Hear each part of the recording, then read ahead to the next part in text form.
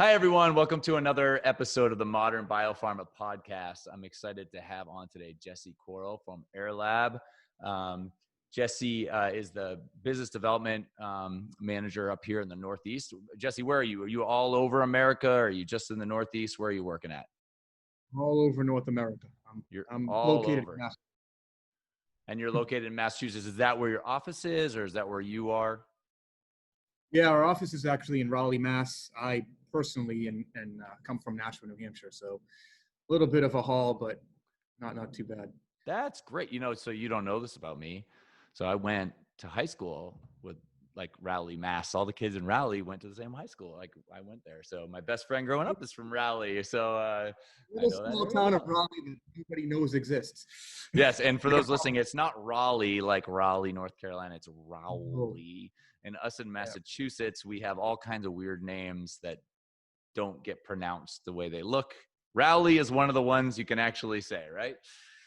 Yes, for That's sure. awesome. And I'm in New Hampshire and you're in New Hampshire now. So we're pretty close to each other. Well, that's great. So what we're going to be talking about today is something that, maybe some of you guys have heard about. There's this thing called COVID out there. It's kind of below the radar, but it's out there and we want everybody to be aware. No, it's sort of the thing of our time. We're going to remember it for generations to come. And, Jesse has been educating our industry and other industries on some ways to help with risk mitigation, specifically with dealing with the air that's around us on a daily basis. So we're going to talk about that today. And they got some pretty neat products, but we want to talk about sort of the state of the state here and hear what Jesse has to say on that. And it's also a great episode because two Jessies in one spot. So that's great. That's great. That doesn't happen often. So I've seen some of your stuff on LinkedIn. You've been educating people and putting good content out there. So I just want to talk about COVID a bit real quick and sort of the means of transmission. Everybody talks about, don't touch your face, don't, touch things, sanitize, wear a mask, don't wear a mask. Oh, there's so many different things people are saying right now. And it seems like everybody's an expert and yet nobody knows anything all at the same time. So why don't you tell us a little bit about what you're seeing as a primary means of transmission and why that might be important to us in the biopharma community? Yeah, sure. Well, when we think about the virus, we immediately think about contact transmission, touching our face, close proximity to one another, the droplets that are released from our mouths when we talk. What we don't realize is the aerosolized transmission, and that's really the unseen danger. When we talk, when we have a conversation like we are today, and if I was in the room with somebody close to me and I was infected, their likelihood of getting infected is high. However, what happens to the people outside of the 6-foot circumference that we're in? When we talk, these droplets, which are called droplets, are about 5 micron in size or larger. As they desiccate in time, which they desiccate fairly quickly, they become droplet nuclei. And droplet nuclei is between 2.5 micron to 0.129 micron in size. This is at which point the virus now becomes aerosolized. This is the transmission that actually causes the most severe cases. Now, why is that? When we breathe in these droplet nuclei, our mucous membranes can no longer filter out those particles because they're so tiny, which means they go deep down into our lungs, into our air sacs, creating lower respiratory tract infections. And that's not what people are really focusing on right now. They're focusing on, again, mainly the contact transmission, masks, social distancing, hand sanitization, don't touch your face. Yes, while that's a danger, the aerosolized transmission is a severe risk that we have to be aware of. Okay. And that's really what we've been educating people on. Yeah. And I mean, I'm in this world where maybe we're a little bit more technical than some other, I don't know, industries. So I'm pretty aware of the idea of aerosolization, but I guess something that maybe you guys are really putting off is sort of, if you will, it's almost like a residual aerosolization, or because, people know that if you're close, there's droplets and there's air, there's like all of the above, right? When you're close. So are we talking about the stuff that's staying in the room after, somebody walks away, or what are we talking about? Exactly. So when these droplets become droplet nuclei, they actually stay in the air. So they remain suspended for up to 3 hours, and Okay. they linger in the air. So anybody that's in that room that the infected person was in, sneezed, coughed, talked, whatever it may be, even if they're wearing a mask. People think you're wearing a mask, well, it's going to protect everything. It's not, because the mask is not fit tested. You still have gaps on the side. As you know, you cough, you sneeze, it's going to get projected. So yes, it will impact and infect, unfortunately, those in the surrounding area. And like I said, as it remains suspended in the air for quite some time, this means of transmission can occur for a long period of time. And what we're looking to do is mitigate that transmission risk as Mm. best as we can with technology. Right. So in the workforce now, we've been going remote. Everybody's going remote, or a ton of people are going remote. So I mean, really, in a lot of ways, it's revolutionizing industry right now. Some companies have said, don't come back till next summer. I mean, some companies have already said that, or you don't ever have to come back at all. And while that's great, maybe you can do that. I've been stuck in my garage office now for 5 months, which I'm not mad about. No, no. Not everybody can do that, some people have to go back to work, and in the pharma space, was manufacturing to be done. You can't manufacture from home. So, what are the areas that you see maybe a big risk in the pharma space? Again, we're specifically talking to the manufacturing space. I know you work in labs and other places, but if we could try to just talk to that space specifically.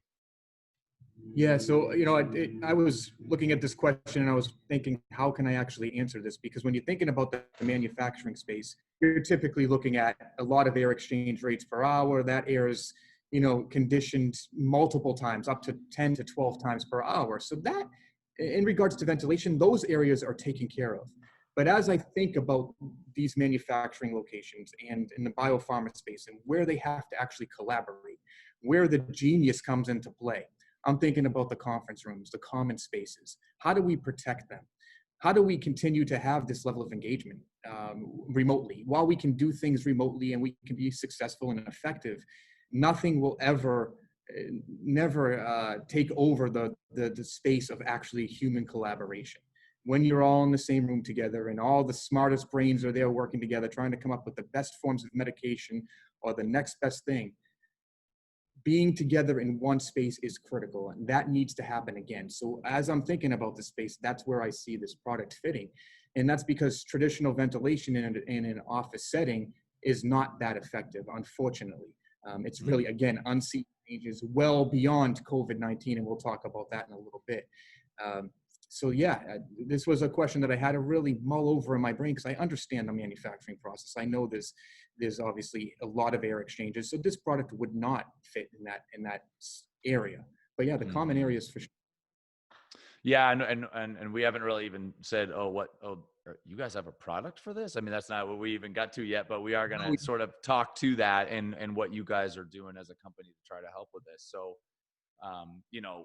people are going back to the office. I've already seen it where, if you're not in your office, you're wearing a mask anytime you're in common space, or many places, even if you have your own office with a door on it, people are still being required to wear masks. I've seen people are required to wear masks when they're doing Zoom calls from home, just so that everybody's wearing a mask. I mean, it's pretty amazing That would be the sort of the social construct that seems to be happening right now around this. But let's talk about, what specifically, what kind of things are you guys doing to deal with this airspace that you kind of, if you're sharing a space, whether you're 6 feet apart or you're 20 feet apart, ultimately we're all walking through the same space, and this aerosolized 2.5 micron sized particles remain, and you can't avoid them. They're going to be there either way. So what are you guys doing that's different than maybe what we've seen in the past? So we provide a product that actually filters the air without connecting it to the building's HVAC system. So it's independent from the HVAC. Because a lot of discussions today have been about upgrading the ventilation system. That's extremely costly and sometimes not even possible. So the product that we have is based around filtration. Now, filtration has been in our DNA for 53 years. It's all we've focused on, whether it's molecular filtration or particulate filtration. So we understand what it takes to get the job done and to capture VOCs, to capture microns as small as 0.1. We know what it takes as far as aerodynamics, airflow, clean to dirty airflow patterns. We understand that. So we have a product that's called the Halo.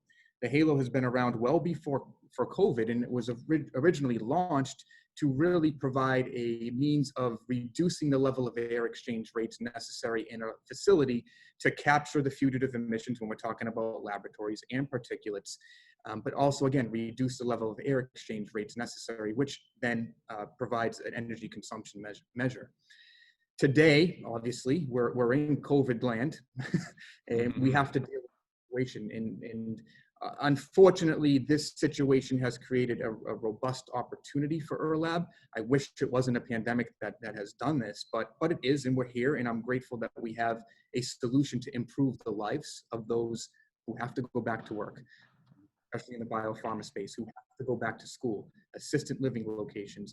And really, I'm gonna actually flip my screen over and show what the Halo is and how it looks integrated into a building. And basically, like I said, it's independent from the building's HVAC system. It connects to the electrical, just like a fluorescent light would. It's 110 volts. It runs on 50 watts of energy, so it's extremely energy efficient. And that's the Halo. And again, what it's intended to do is capture any aerosolized VOCs, any aerosolized particulate emissions, whether it's pathogens or bacteria or regular generalized pollution, and capture it at the source within the filtration technology inside of the Halo. Awesome. So just real quick, I see it in the room. Can you give me a scale? Like how big is that right there up in the ceiling? So it fits within a 2x4 ceiling grid. Each Halo effectively cleans 300 square feet of space, and it would provide an additional 4 air exchange rates per hour. And again, independent from the HVAC. So that's all taking dirty air up, capturing it at the source, and then dispersing clean air back into the room. Okay, so I didn't have on my questions a lot of like specific technology questions, but when you say it's cleaning it, what does that actually mean? Like, so I have, air filters in my house with a HEPA filter and maybe a little fake carbon filter that they say does something, and it's really just like a mesh, so, and that, I mean, it's a HEPA filter, so it cleans the air. So what is yours doing? Is there a HEPA filter, or is there, what else is going on? So within the technology, there's a medical grade H14 HEPA filter, and those who are listening to the podcast clearly understand what that means. Basically, it has to be efficient at capturing microns at 0.1 micron at 99.995% efficiency. We also have the ability to integrate carbon filtration to capture volatile organic compounds, acids, and things of that nature. So it provides a two-pronged approach, whether you're dealing with VOCs or whether you're dealing with particulate emissions. Okay. All right. Awesome. So something I hear all the time, I cringe at the statement, but at the same point, I get it. I think everybody's a little bit just feeling overwhelmed by how we're supposed to deal with this. And I hear the question, well, what's the point? If we can't get rid of all of it, then why do we even bother? Right? I hear questions like that. And, people might come back into an office and like, look, I'm wearing a mask. Like, why do we need to do more? I thought the mask was enough. So yeah, I guess, what are your thoughts on that? That was, I saw this question. That was a hard question for me to answer, because it kind of took me off guard a little bit. Like, I can't believe this question's being asked, but I get it, because it's unfortunately, it's in the minds of some. I look at it this way. If we don't clean up the oceans or the rivers, what are we doing? Does it make sense to not do that? Right? Mm-hmm. If we can't capture all of it, why do we even bother? Why do we even bother having measures and trying to have EPA regulations to clean the air or to, again, clean the water? Nothing's going to be 100% effective. Nothing. Mm-hmm. But we can work together to mitigate, whether it's pollution or mitigate the risk of transmission, then we're drastically reducing the risk. So that's my answer to that question. And again, it does throw you back a little bit. I can't believe people would think that way, but I get it. I understand, but we have to look at it, from a bird's eye view. What if we did nothing this whole time? Our rivers would be, we wouldn't even have fresh water to drink. Right. That's the reality. So we have to look at, same thing with the virus. We have to do our best to reduce the risk of transmission. And it goes deeper than the virus, because while we're dealing with COVID-19, and that's the topic of discussion, I understand that. Cleaning up the air goes far, far deeper than capturing the current pandemic at hand. Mm-hmm. I'll leave that to, I know you have a question, and I'll follow that. Yeah. So and this may be one, or we have another one actually that I think we'll probably cover some of that. But so one of the other things I wanted to ask about this is, you use in your presentation room level mitigation versus what we might call dilution. So everybody open their windows and let the air through, and we'll be good, right? So and I have to say personally, I have a strong inclination towards some of that, because when they close our beaches, I'm like, seriously, like the amount of aerosol in the air at a beach is so tiny with the way air movement is. But whatever, I don't make the rules. So talk to me about dilution versus the room level mitigation. Like, what's the difference? Good questions. So dilution is literally, when we're talking about the ventilation system, it's literally taking the air, flushing the HVAC system with fresh air exchanges, and allowing the virus to dilute over time while it finds its way to a possible filter within the air handling unit of an HVAC system. Now, I said possible filter. A lot of air handling units in a standard facility have what's called MERV-rated filters. MERV-rated filters are efficient filters at capturing larger particles like dust and pollen and mold that you can see, but it's not efficient at capturing things as small as a virus. So as we're looking to dilute this virus, we're hoping that at some point it gets to the filter within the air handling unit, and that's going to take care of the risk of the spread of virus. Unfortunately, you can clearly see where there's gaps in that, right? If we're just diluting the HVAC system, well, it's going back into the return vents, into the exchanges, and it's just spreading throughout the building. I understand the colony forming units can be reduced over time. I get that. But as we continue to just allow the spread of this disease to flow through these HVAC systems, it's going to increase the risk of transmission. Now, when I say capturing at the source or mitigating the risk at room level transmission, room level mitigation, with the halo, as you've seen, it's integrated into the room. Each, depending on the room size, will determine how many halos would be required. And that's capturing these aerosolized viruses at the source before it gets through the HVAC system. Now, some of it still may get through the HVAC system. As I said, nothing's 100% effective, but it's going to drastically reduce what's actually going through the HVAC system significantly. Now, I'll go back to the air handling units and MERV-rated filters. It's been, ASHRAE has come out with a standard and a recommendation as to increase the airflow, right? Increase the air exchange rates, so further dilute the virus, but also add a MERV-13 filter into the air handling units. There's also a significant flaw in that, because a lot of the air handling units in place today can't have an upgrade to filters. Once you upgrade the MERV filters, traditional facilities are built with MERV 7 to 8 filters. Once you upgrade that MERV rating filter, the static pressure, the fan can no longer pull enough air to generate the required air exchange. So there's a tremendous flaw in that approach as well. Again, not connecting to HVAC system and providing room level mitigation is really the best way to properly mitigate the risk of the aerosolized transmission. Okay, yeah, it's pretty interesting. Even the fact that you can you could say, hey, conference room right there. We know this is going to be kind of a hot spot, right? Or it could be a hot spot. So just put it right there, right? Sure. I think that's, or even just a sort of a meeting area, say in a common area that, maybe there's a supply and return somewhere in the room, but you could literally hang it right over where people would be, and it would be centralized. So I think that's pretty neat. Yeah. And I like that you pointed out, you could have a return and exchange somewhere in that room. Earlier on, I discussed directional airflow patterns. If you have dirty air coming across horizontally to everybody else that's in that one room, and somebody coughed at the other end of the facility that's infected, of that room, where do you think those aerosolized Mm-hmm. pathogens are? Right past the breathing zone of all the other people in that room. And that's what we want to minimize. And where you take the best way to get it is to throw the air up, capture it, and then disperse the clean air out.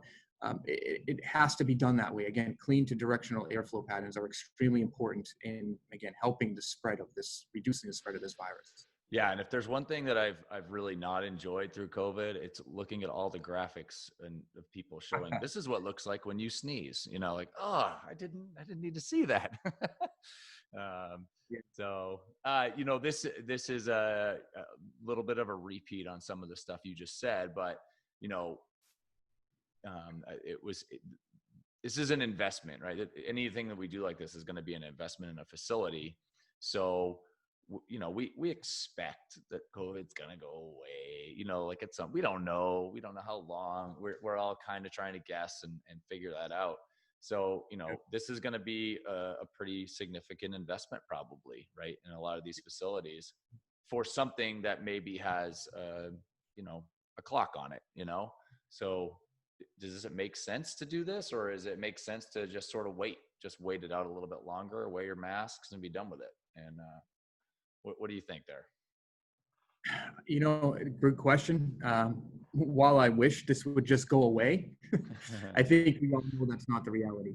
Yeah. We also, as I mentioned earlier, and I was waiting for this question because I found it very interesting. We have to look at the bigger picture. You know, there's been direct links associated with pollution levels in the air and mortality rates of COVID-19 and even the severity cases of COVID-19. And that's due to called PM 2.5. And again, remember that 2.5 is 2.5 microns. So that's pollution of particulate matter at 2.5 microns. It's a huge problem. Again, it's an unseen danger that not many people realize exists. But if the air is polluted outside, the air is just as polluted, if not more polluted inside. So the indoor air quality, I'm sure you've heard, maybe you haven't, it's called SBS, sick building syndrome. It's a real thing.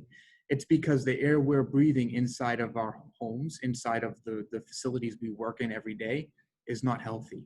It is inundated with pollution, particulate matter, whatever that may be. Now that can range from VOCs, that can range from particles, that can go to viruses, nitric oxide, sulfuric oxide. There's a huge range of what PM 2.5 is.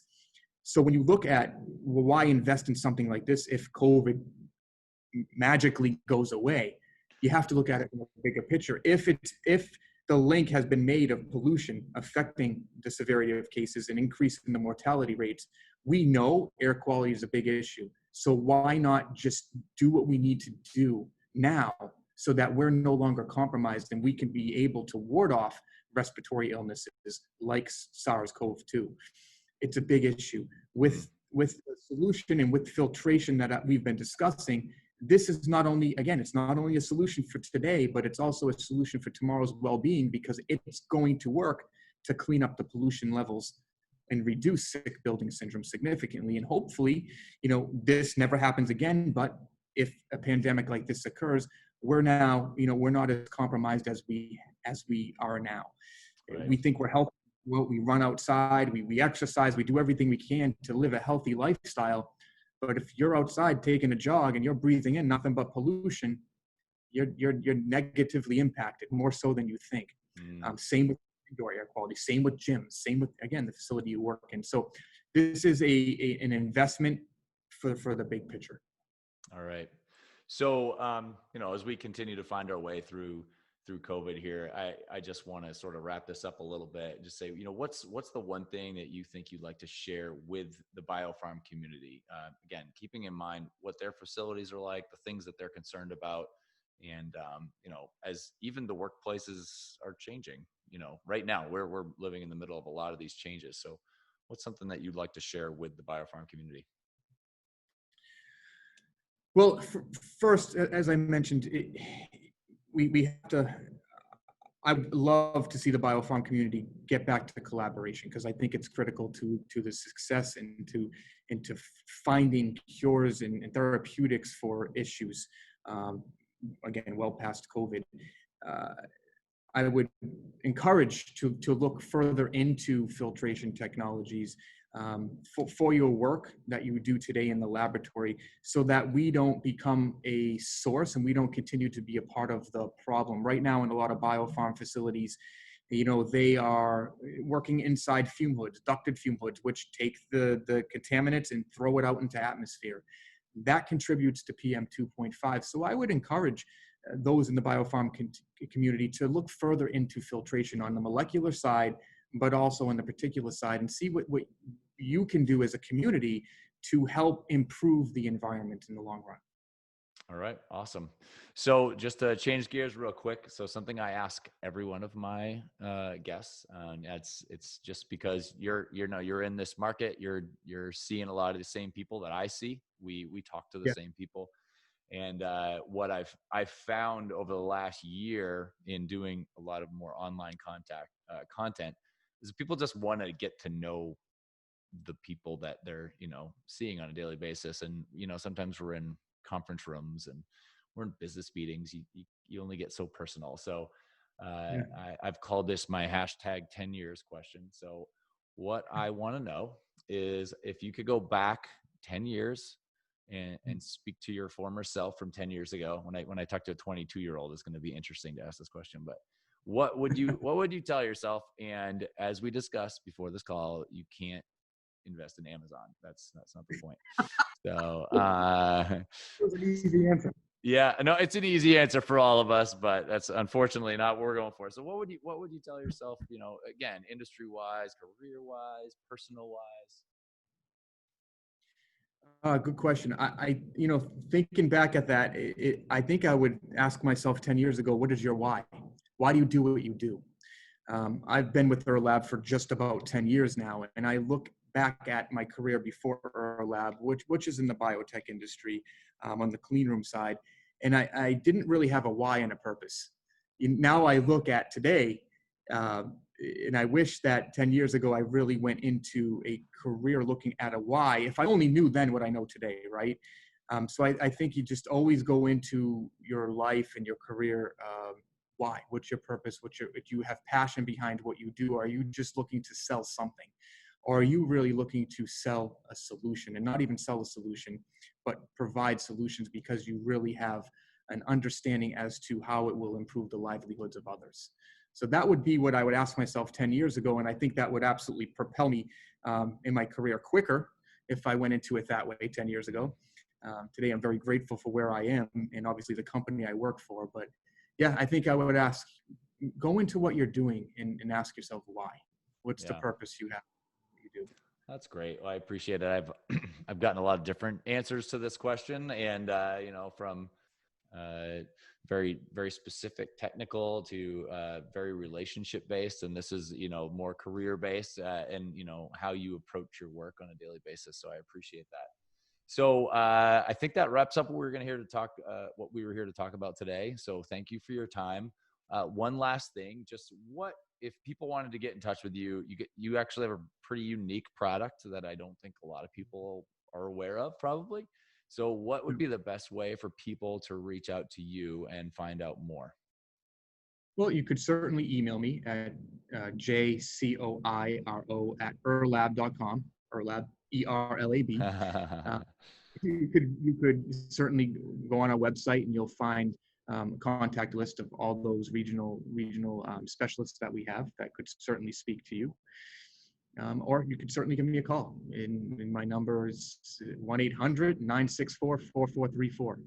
And I'd be happy to discuss anything further or any questions anyone has. All right, awesome. So I'm gonna tag you and put information about this on basically everything that I publish this on, whether it's YouTube or podcast or LinkedIn. So for anybody that's listening, if you click on whatever the extra information is, you're probably going to see some of that. But Jesse's a great guy, and he's a wealth of information far beyond what we were able to talk to today. And I think they have an interesting solution to a problem that everybody is dealing with on some level right now. And I think that's pretty great. So thank you for being on today, Jesse. I appreciate it. Look forward to maybe seeing you in person at something instead of just on Zoom call, but that's where we're at. So, all right. Thanks for being on today. All right. Thank you.